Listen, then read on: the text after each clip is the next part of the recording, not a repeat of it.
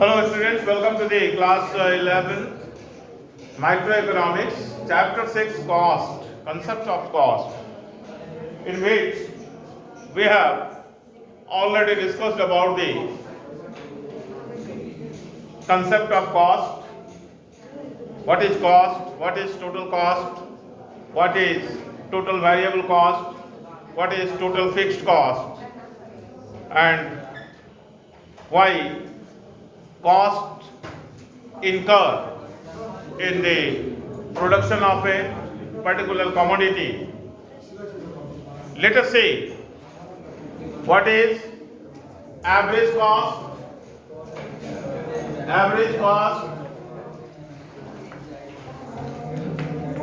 and average fixed cost and average variable cost.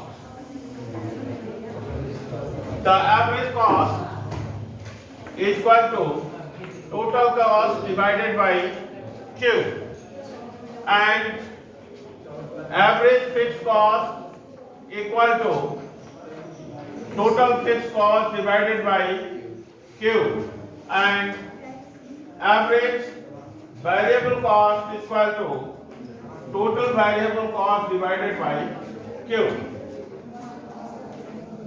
जैसा कि हम जानते हैं कि मान लीजिए 10 यूनिट का उत्पादन किया जा रहा है और 10 यूनिट के उत्पादन में 200 रुपए का खर्च आता है, तो प्रति यूनिट कितना खर्च आया वह निकालने के लिए 200 को हम नंबर ऑफ यूनिट्स, क्वांटिटी कितना है 10 से डिवाइड कर देंगे तो 20 रुपये पर यूनिट आया।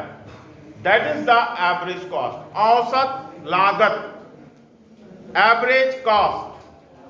टोटल कॉस्ट को जब हम टोटल क्वांटिटी से डिवाइड कर देते हैं तो हमको, तो इस तरह से हमने देखा कि 200 टोटल कॉस्ट है, उसको नंबर ऑफ यूनिट्स 10 से डिवाइड करने के हम एवरेज कॉस्ट निकाले, यानी कि 200 divided by 10 equal to 20। This is the average cost. और इसी तरह से हमने average fix cost, total fix cost हमने निकाला क्या कि 50 रुपए है।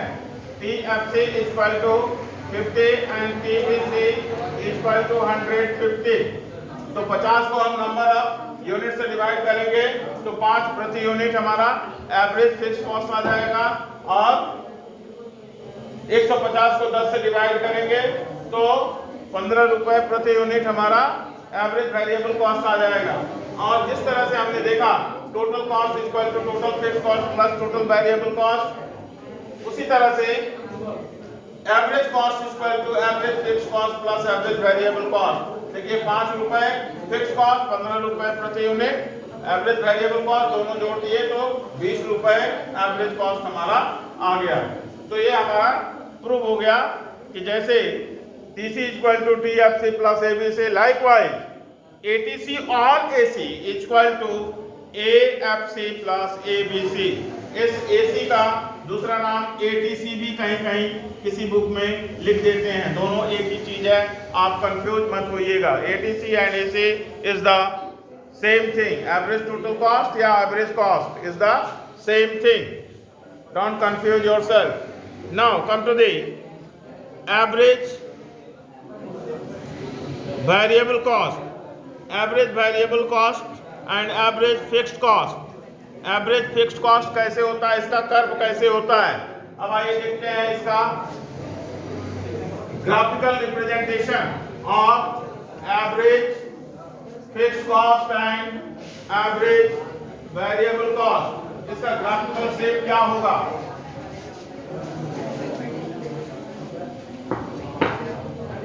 Graphical shape average fixed cost का होता है रेक्टेंगुलर हाइपरबोला।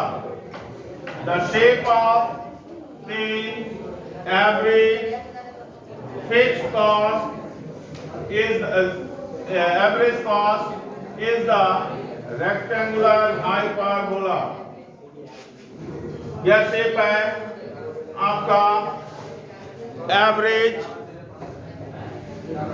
फिक्स्ड कॉस्ट का, एवरेज फिक्स्ड कॉस्ट AFC, या rectangular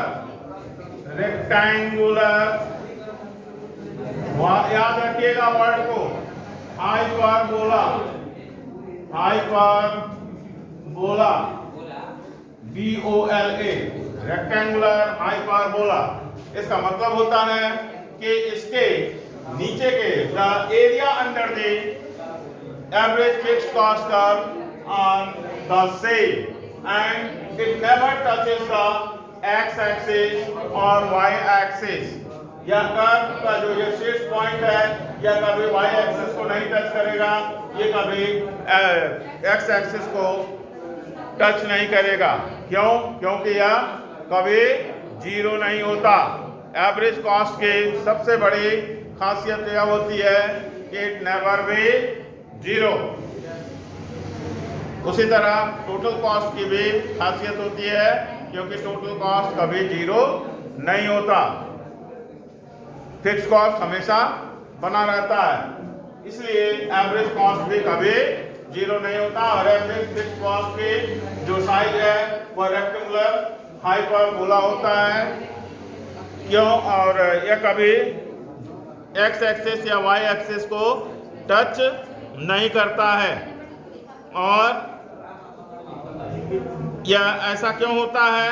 as output increases, AFC goes on falling and forms a downward sloping curve but never touches x-axis, as fixed cost can never be zero. The downward sloping curve is also known as rectangular hyperbola, which means that area of all rectangles TFC under this curve remains same. इसलिए इसको कहते हैं rectangular hyperbola. कभी हमेशा कभी zero नहीं होगा, और फिर जैसे जैसे जो उत्पादन बढ़ता है वैसे वैसे अब फिक्स्ड या देखिए कम होता जा रहा है, कम होता जा रहा है, कम होता जा रहा है, लेकिन जीरो नहीं होगा, जीरो नहीं होगा। जैसे जैसे फिक्स्ड कॉस्ट क्या है वह धीरे धीरे पर एवरेज फिक्स कॉस्ट धीरे धीरे घट जाएगा, मान लो, क्योंकि वह हर लेवल ऑफ यूनिट पर क्या है? फिक्स्ड है। चाहे हम 1 यूनिट उत्पादन करें, अगर 1 यूनिट, अभी हमने जो एग्जांपल देखा कि अगर 1 यूनिट उत्पादन करते हैं तो 50 रुपया फिक्स कॉस्ट है, तो per unit average fix cost कितना हो गया? 50 रुपया हो गया। ठीक है, 2 यूनिट हुआ तो 25 रुपया पर यूनिट हो गया, घट गया ना, इसलिए यह डाउनवर्ड स्लोपिंग होता है। अब आइए देखते हैं the shape of the average variable cost. Average variable cost का जो कर्व होता है उसका शेप क्या होता है? वह यू शेप होता है। The shape of the average variable cost is U shape. अंग्रेजी का जो यू होता है ना, ऐसे लिखते हैं ना यू, ठीक उसी तरह का शेप बना कि नहीं यू, तो इसको कहते हैं the shape of the average variable cost is U shape. यह क्यों ऐसा होता है? Due to the application of law of variable proportion. Law of variable proportion, law of variable proportion. Law of variable proportion क्या होता है? हमने आपको प्रोडक्शन के चैप्टर में इसको अच्छी तरह से समझा दिया है। 2 तरह का होता है, returns to factor and returns to scale, जिसमें law of increasing returns to factor, law of diminishing returns to factor, ये सारी चीजें मैंने आपको प्रोडक्शन के चैप्टर में एक्सप्लेन कर दिया है। तो यह क्यों ऐसा यूज होता है?